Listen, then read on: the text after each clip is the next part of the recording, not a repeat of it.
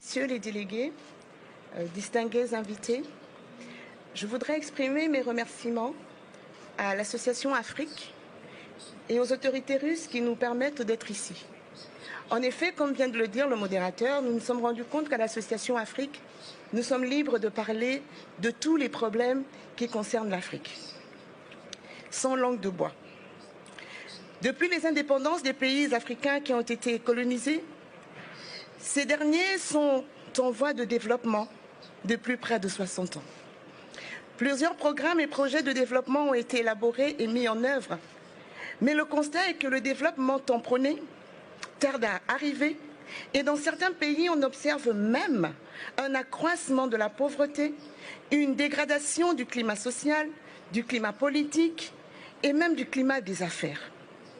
En effet, l'Afrique subsaharienne est la seule région dans le monde où la population extrêmement pauvre, c'est-à-dire vivant sous le seuil des 1,25 $ par jour, a doublé en 50 ans, alors que cette même Afrique subsaharienne regorge d'énormes ressources naturelles.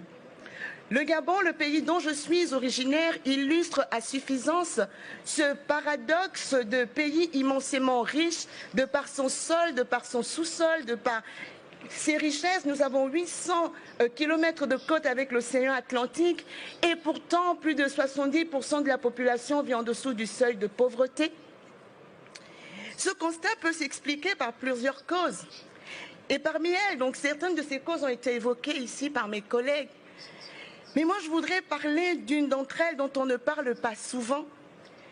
C'est le manque de respect de la souveraineté des peuples africains et de leurs valeurs traditionnelles. Cette question est structurelle.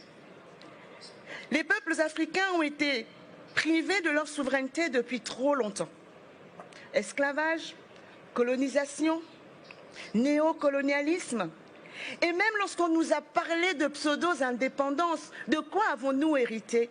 Nous avons hérité de présidents de la République qui, plutôt que de servir les intérêts de leur peuple, ont fait le choix de manier avec une dextérité inouïe la politique du bâton, c'est-à-dire réprimer à souhait et refuser d'entendre les populations.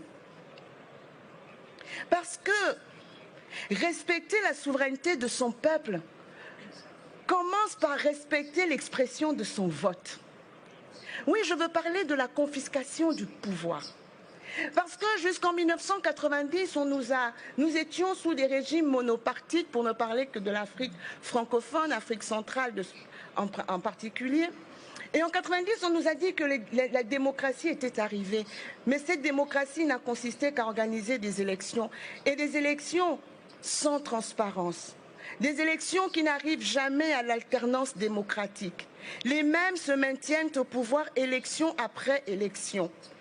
Lorsqu'on fait la somme des années passées au pouvoir par les présidents d'Afrique centrale, hormis la Centrafrique, on arrive à un total de 162 ans pour 5 pays.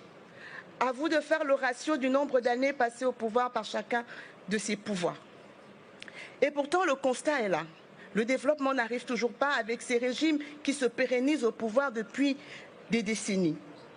Ne pas prendre à bras le corps cette question de transparence des élections pour faire respecter la souveraineté des peuples africains à travers l'exercice du droit qu'ils ont à choisir et à démettre librement leurs dirigeants sera toujours un frein au développement. Ces questions, on n'en parle pas souvent et c'est pour cela que je remercie ce forum, parce que ça semble politiquement incorrect d'en parler. Et pourtant, on voit que dans les pays où il y a des régimes qui se pérennisent au pouvoir et des études ont été menées là-dessus, on connaît aujourd'hui comment ça se passe, les procédés pour frauder les élections, on les connaît, on les a étudiés. Aujourd'hui, quand c'est une année électorale, comme le disait Nathalie Yamb, les investisseurs ont peur d'aller investir parce que élection signifie période de trouble. Il faut qu'on sorte de cela. Le slogan de ce sommet est « It's time to act ». Il est temps d'agir. Il est temps d'agir pour l'économie, le numérique, l'environnement, les entreprises, en un mot pour le développement.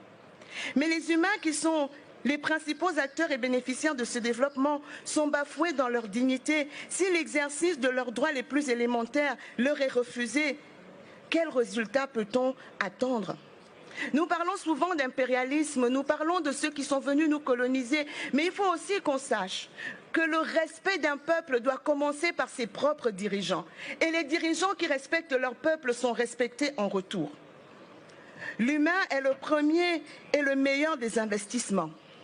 Il est donc temps d'entendre le cri de cette jeunesse africaine qui a de plus en plus soif de liberté, qui ne supporte plus de vivre dans ces pays où elle est muselée, avec un horizon obscurci, à tel point que bon nombre d'entre eux choisissent la voie de l'immigration clandestine vers l'Europe, préférant mourir plein d'espoir en mer que de vivre sans espoir près de leur mère. Que la souveraineté et le respect de la dignité des peuples africains soient le socle sur lequel la coopération entre la Russie et l'Afrique s'édifiera. C'est la condition sine qua non d'un partenariat gagnant-gagnant. Et c'est ce qu'exigent aujourd'hui les défis de notre temps. On ne peut pas construire l'avenir avec ceux qui, depuis hier, maintiennent l'Afrique dans l'obscurantisme. Merci de votre attention.